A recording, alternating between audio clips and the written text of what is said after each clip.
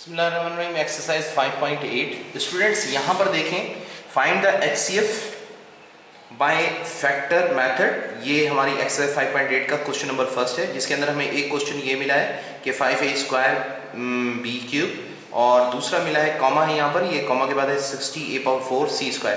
तो इन दोनों का एचसीएफ फाइंड करना है। मैंने आपको शुरू में भी कहा था कि एचसीएफ किसी एक वैल्यू का नहीं निकलता। जैसे कि हम सिर्फ ये एक वैल्यू देते हैं, हम कहें इसका एचसीएफ निकालें, तो एचसीएफ इसका कैसे निकलेगा? क्योंकि एचसीएफ का मतलब होता है हाईएस्ट कॉमन। कॉमन वो होता है जो दो या दो से ज़्यादा वैल्यूज़ के दरमियान एक जैसा हो।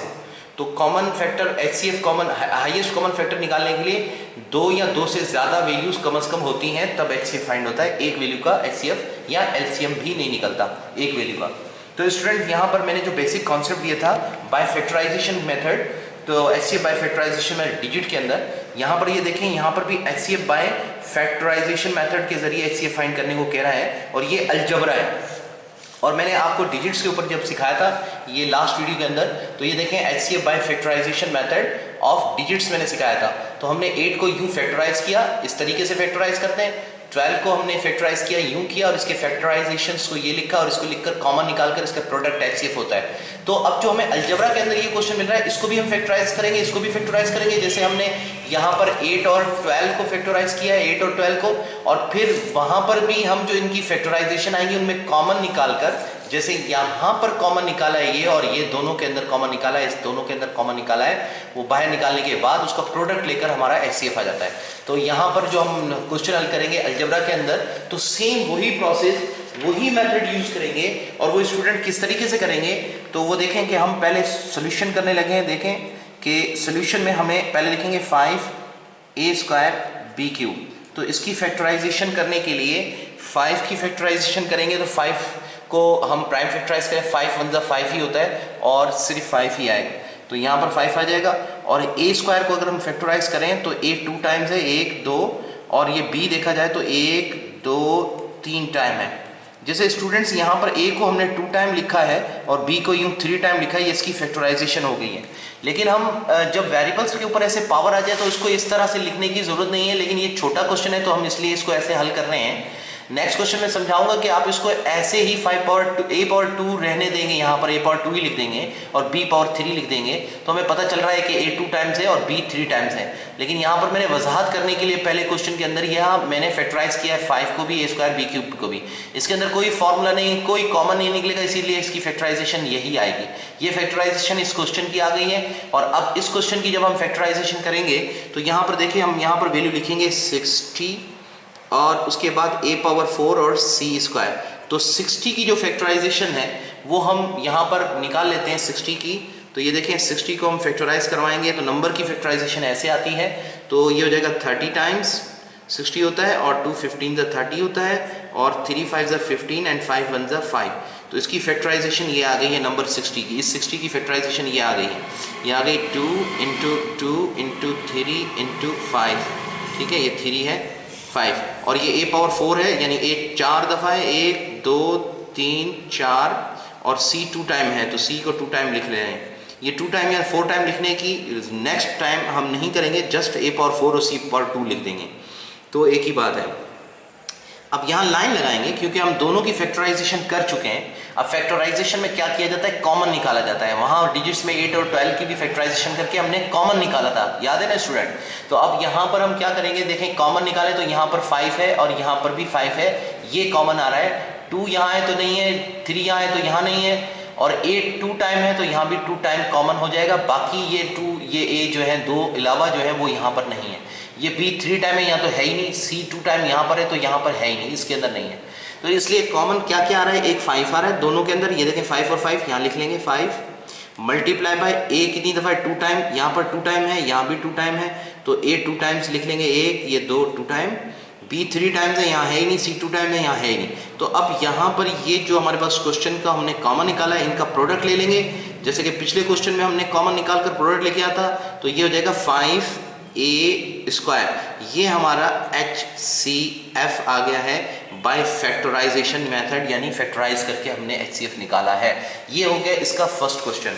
स्टूडेंट ये फर्स्ट क्वेश्चन के बाद नेक्स्ट क्वेश्चन भी मैं यहीं पे हल कर देता हूँ इसी वीडियो के अंदर, ताकि आपको समझ आ जाए कि किस तरीके से हम फैक्टराइजेशन कर रहे होते हैं। तो फैक्टराइजेशन करने के लिए क्वेश्चन को फैक्टराइज करना होता है, और फैक्टराइज हमने 5.1 to 5.7 तक सीखी है हर क्वेश्चन को फैक्टराइज करना। तो अब आपका काम है कि क्वेश्चन जो भी मिले और उसको चेक करना है कि कैसे हम उसको फैक्टराइज कर सकते हैं। तो अब ये क्वेश्चन नंबर 2 है, और 2 के अंदर हमारे पास जो वैल्यू है वो 1 1 1 और a पावर 5 और b क्यूब और c पावर 4 हमें मिला है। ये हमारे पास क्वेश्चन है, ठीक है। ये सेकंड क्वेश्चन हम सॉल्व करने जा रहे हैं स्टूडेंट्स।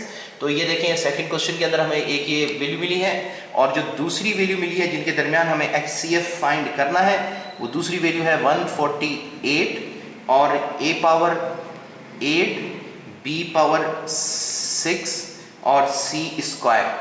ये हमारे पास वैल्यूज आ गई हैं। अब हम इनको HCF फाइंड करेंगे फैक्टराइजेशन मेथड से। तो हम पहली वैल्यू लिखेंगे 1 1 1 और a power 5 b cube c power 4। अब ये 1 1 को अगर हम फैक्टराइजेशन करते हैं 111, तो 111 किसी की फैक्टराइजेशन नहीं है। मेरे ख्याल से चेक कर लेते हैं स्टूडेंट्स।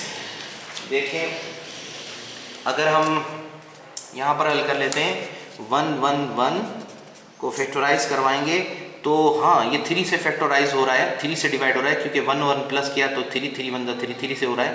कैसे पता चला, ये ट्रिक भी मैं आपको कोई वीडियो बनाकर सिखा दूंगा कि कैसे नंबर को हम पहचानते हैं कि वो डिवाइड पॉसिबल है। तो ये पता चल रहा है कि 3 से डिवाइड हो रहा है, 2 से नहीं हो रहा। 2 से डिवाइड होने के लिए ट्रिक होती है, लास्ट में 0 2 4 6 8 आएगा, वो नंबर डिवाइड हो जाएगा। लेकिन यहाँ पर ना 0 है, ना 2, ना 4, ना 6, ना 8, तो ये 2 से तो डिवाइड नहीं होगा। ये 3 से डिवाइड इसलिए हो रहा है कि इनका सम जो है वो 3 आ रहा है। तो इस तरीके से ये डिवाइड हो रहा है। अब हम डिवाइड लगाएंगे तो 1 पे तो लगेगा नहीं, 11 पे टेबल पढ़ेंगे, 3 3 9 और 10 11 2 इस तरह आ गया, 27 हो गया और 21 हो गया। 21 पे 3 का टेबल जाएगा, 3 7 21 और 37 एक प्राइम नंबर है, इसको कोई भी नंबर डिवाइड नहीं करता सिवाय इसके खुद के। तो 37 1 37 आ जाएगा। तो ये हमारे पास इस 1 1 की जो फैक्टराइजेशन आई है, इसकी 1 1 की नंबर की, वो आ गई है 3 × 37, 3 × 37। उसके बाद हम a पावर 5 को 5 टाइम लिखने की बजाय डायरेक्टली a पावर 5 लिख लेंगे। b क्यूब को 3 टाइम लिखने की बजाय b क्यूब लिख लेंगे, क्योंकि इतनी बार एक 5 लिखने की बजाय हम यूं भी लिखकर समझ सकते हैं कि ये a 5 टाइम है, b 3 टाइम है और c 4 टाइम है। ये इसकी फैक्टराइजेशन हो गई इसकी, ठीक है ना। अब हम इस नंबर को लिखेंगे और इसकी फैक्टराइजेशन करेंगे। ये नंबर 148 और a पावर 8 b पावर 6 और c स्क्वायर है। स्टूडेंट्स, अब हम 148 को भी फैक्टराइजेशन में फाइंड करने जाएंगे, तो इसको फैक्टराइज इस तरह से करेंगे 148 और इसकी फैक्टराइजेशन में हमारे पास देखें लास्ट में 8 आ रहा है, तो ये 2 से डिवाइड हो रहा है। 2 7 14, 2 4 8, फिर 2 3 6, 7 पे टेबल पड़ा, 1 कैरी तो 14 हो गया, 2 7 14 और ये 37 एक प्राइम नंबर है, 37 1 37। तो इसकी फैक्टराइजेशन जो हमारे पास 148 की आ रही है, वो आ रही है 2 × 2 और × 37, ठीक है, ये 2 है।